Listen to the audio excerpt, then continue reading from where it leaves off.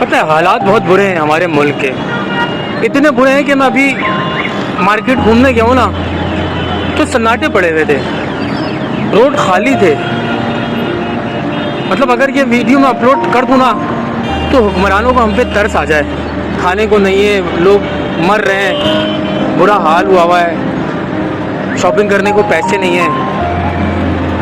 तो यार अल्लाह रहम करे, आगे पता नहीं क्या होगा इस कौम के साथ। बड़ी शुरफा कौम है हमारी यार, अल्लाह मुनाफकत से दूर रखे। मतलब वो फजूल लोग हैं वो जो यूँ करके बोलते रहते हैं मैं शाहिद हूँ, मैं शाहिद हूँ, हालात बुरे हैं, खाने को नहीं है, पीने को नहीं है। लेकिन यार वो भी बेचारा क्या करे। वाकई में कुछ सफ़ेद पोश लोग हैं जो जिनके पास नहीं है, और कुछ लोगों को देखता है तो वो शजर रह जाता है कि यार इतनी मस्तियाँ इस कौम में, और ये तो सब AI है।